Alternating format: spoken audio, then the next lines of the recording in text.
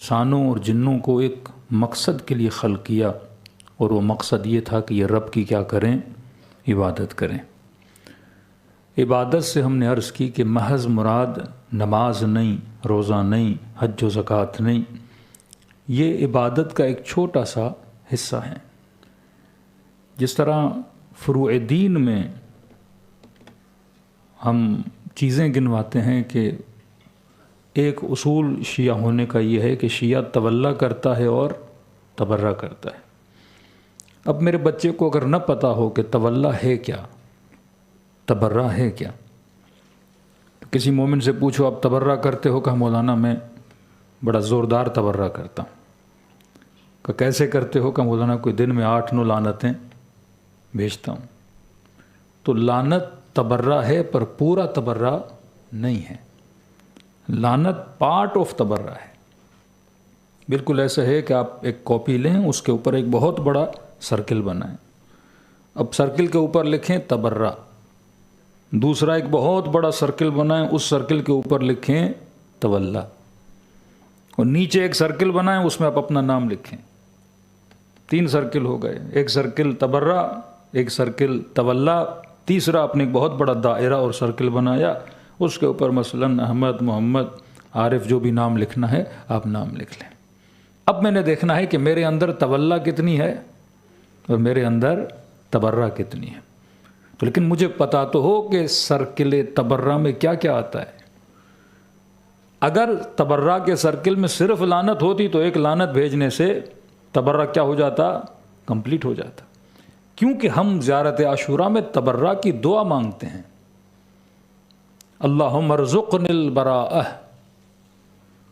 اے خدا مجھے رزق براءت عطا فرما۔ جس طرح یہ مال، یہ دولت، یہ اولاد، یہ گھر، یہ گاڑی، یہ اللہ کا رزق ہے نا، اللہ کی عطا ہے۔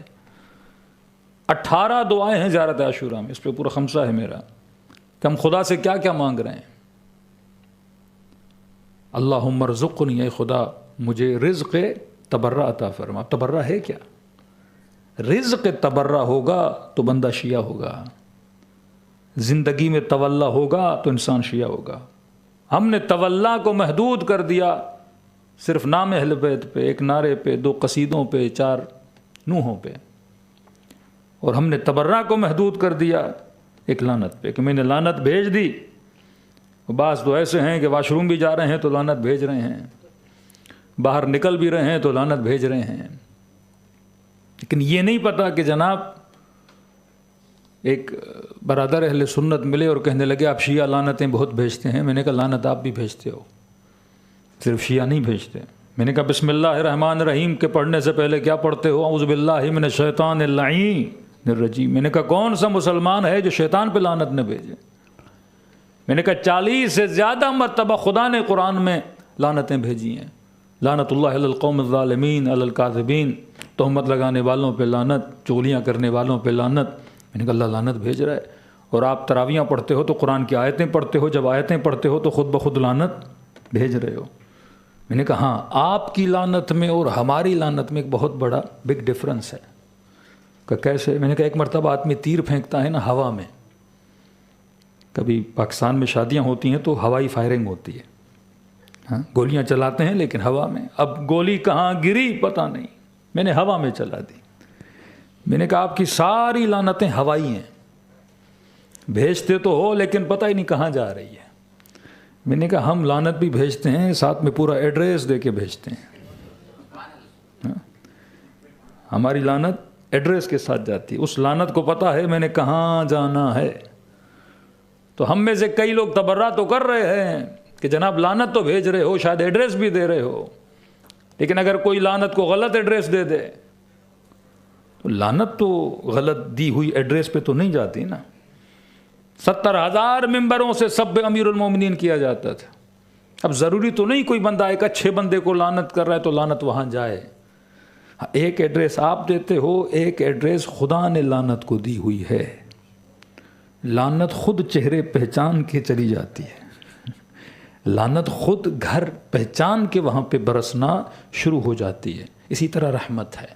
کسی نے میرے معصوم امام سے پوچھا مولا ہم جب رات کو سوتے ہیں تو آسمان پہ چمکتے ہوئے ستاروں کو دیکھتے ہیں، امام نے فرمایا جس طرح تم رات کو سوتے ہو اور تجھے آسمان پہ کچھ ستارے چمکتے ہوئے نظر آتے ہیں، یہ ایڈریس ہے کہ یہ چاند ہے، یہ مریخ ہے، یا عطارد ہے، یہ فلاں ستارہ ہے، فرمایا اسی طرح جو آسمانوں پہ فرشتے رہتے ہیں انہیں زمین پر کچھ ستارے نظر آتے ہیں سینکڑوں کی تعداد میں، کہ مولا یہ ستارے کیا ہیں؟ ہم تو یہاں سوئیں، چاند نظر آئے جس پہ سورج کی روشنی پڑے تو وہ چمک رہا ہے، لیکن آسمان پہ رہنے والوں کو زمین پہ ستارے نظر آتے ہیں، مولا وہ ستارے کیا ہیں؟ فرمایا وہ ہمارے چاہنے والوں کے گھر ہیں، جو فرشتوں کو ستارے کی صورت میں نظر آتے ہیں۔ جب یہ رحمت لے کر نازل ہوتے ہیں تو ہر گھر پہ نازل نہیں ہوتے، اس گھر میں نازل ہوتے ہیں جس گھر میں محمد و آل محمد کی محبت پائی جاتی ہے۔ صلوات پڑھے محمد و آل محمد۔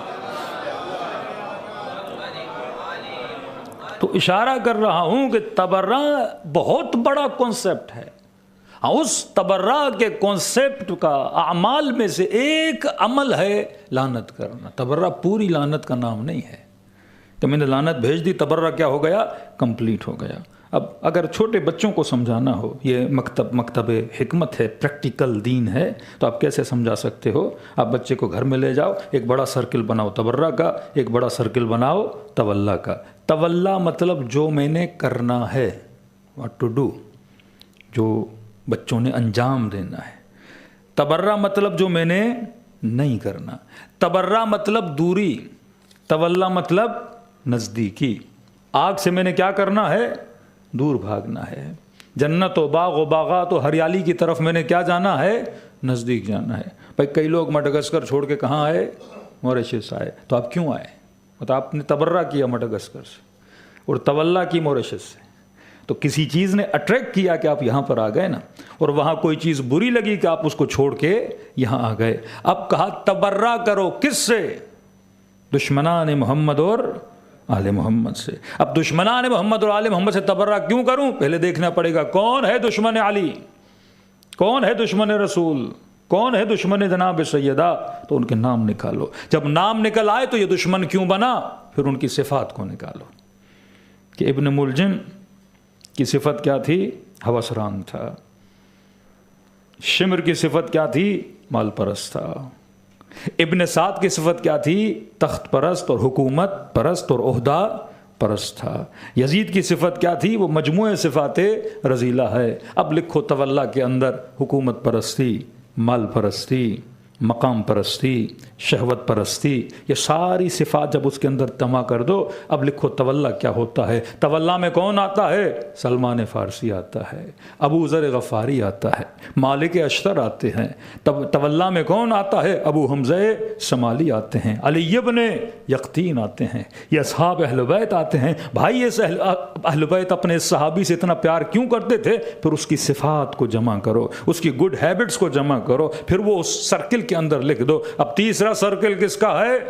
اپنا سرکل بناؤ جس میں اپنا نام لکھو۔ اب تولا میں شجاعت ہے، تولا میں نڈر پن ہے، تولا میں سخاوت ہے، تولا میں خوش اخلاقی ہے، تولا میں ادب ماں باپ ہے، تولا میں انسان جب بات کرے تو گویا منہ سے کیا نکلے؟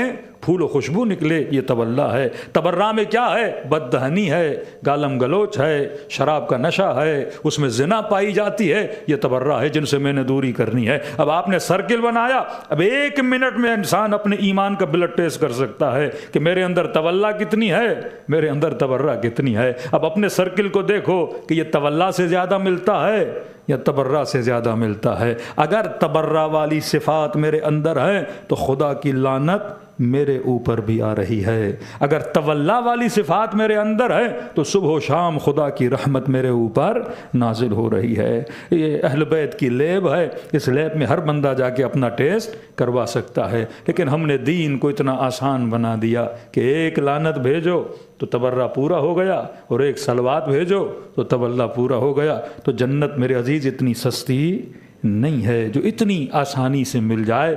جنت کے لیے انسان کو محنت کرنی ہے، زحمت کرنی ہے۔ تو جب تک کانسیپٹس انسان کے کلیئر نہ ہو، انسان آسانی سے سمجھتا ہے۔ میں چھوٹی سی مثال دے رہا ہوں، آپ روڈ سے گزر رہے ہیں، اپنے بیٹے کو کہیں کہ بیٹا بتاؤ ٹویوٹا کی گاڑیاں کتنی روڈ سے جا رہی ہیں، ٹویوٹا کی کارز کتنی روڈ سے گزر رہی ہیں، ذرا مجھے گن کے بتاؤ۔ 5 منٹس میں یا 10 منٹس میں آپ روڈ سے جا رہے ہیں، آپ کا بیٹا گنے گا ایک ٹوئیٹا، دوسری بھی ٹوئیٹا کی، تیسری بھی ٹوئیٹا کی، چوتھی بھی ٹوئیٹا کی، ماڈلز کو چھوڑیے بس کمپنی بتاؤ ٹوئیٹا کی ہے، تو 5 منٹ کے بعد بیٹا کتنی گاڑیاں تھیں؟ اس نے کہا کوئی 40 گاڑیاں میں نے ٹوئیٹا کی گنی۔ اب اس سے پوچھے بیٹا جب تم گاڑیاں گن رہے تھے تو ہونڈا کی کتنی گاڑیاں تھیں؟ 10 منٹ اس نے گاڑیاں گنی نا، اور کون سی گاڑیاں؟ ٹوئیٹا کی۔ آپ نے کہا بیٹا ہونڈا کی کتنی گاڑیاں؟ کہا وہ تو مجھے نظر ہی نہیں آئی۔ جب آپ کے مائنڈ میں ایک چیز ہوتی ہے تو آپ اسی چیز کو دیکھتے ہو۔ جو ڈسکرپشن ہم اپنے مائنڈ میں بنا دیتے ہیں نا، میرے ذہن میں ہے کہ مومن ایسا ہوتا ہے، اب میں سب کو اسی اینک سے دیکھوں گا، مجھے پھر ہونڈا نظر نہیں آئے گا۔ وہابیوں نے جو شرک کی ڈیفینیشن دی، اب جو بھی اب وہ اسی اینک سے دیکھے گا، اس کے سارے شیعہ کیا نظر آئیں گے؟ مشرک نظر آئیں گے۔ یہ اینکیں جو ہم نے پہنی ہوئی ہیں، آج میں گرین اینک پہنوں تو سارا ماحول کیا ہو جائے گا؟ گرین ہو جائے گا۔ آج میں ریڈ اینک پہنوں تو سارا ماحول کیا ہو جائے گا؟ ریڈ ہو جائے گا۔ سب سے پہلے میں نے کیا کرنا ہے؟ اینک کو اتارنا ہے۔ اینک اتارنے کے لیے پڑھنا پڑتا ہے، اینک اتارنے کے لیے غور و فکر کرنا پڑتا ہے۔ جناب سلمان سے پوچھا، سلمان ماہ مبارک رمضان میں سب سے بڑی عبادت کیا کرتے ہو؟ تو لوگ کیا سوچیں گے؟ سلمان بولے گا میں قرآن پڑھتا ہوں، میں نمازیں پڑھتا ہوں، میں ذکر خدا کرتا ہوں۔ سلمان نے کہا سب سے بڑی عبادت جو ماہ مبارک میں کرتا ہوں، میں گھنٹوں گھنٹوں فکر کرتا ہوں۔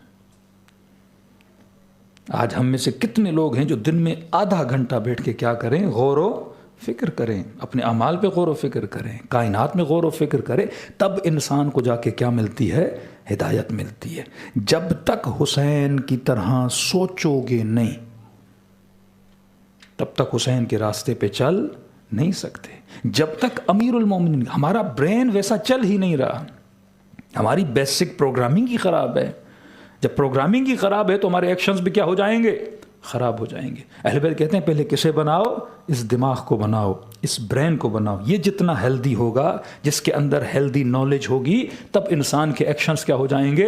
ہیلدی ہو جائیں گے۔ تو آج تک ہم نے صرف یہ سمجھا کہ نماز ہی عبادت ہے۔ ہاں، نماز ہی عبادت نہیں، نماز جزء عبادت ہے۔ یہ رزق حلال کی تلاش میں جانا، یہ ایک دن میں کتاب پڑھنا، 4 گھنٹے غور و فکر کرنا، التفکر الساعہ افضل من 70 سنہ عبادہ، 1 گھنٹے کا سوچنا 70 سال کی عبادت سے کیا ہے؟ افضل ہے، کیونکہ یہ 1 گھنٹے کا سوچنا انسان کو کیا بنا سکتا ہے؟ حور بنا سکتا ہے۔ صلوات پڑھے محمد و آل محمد۔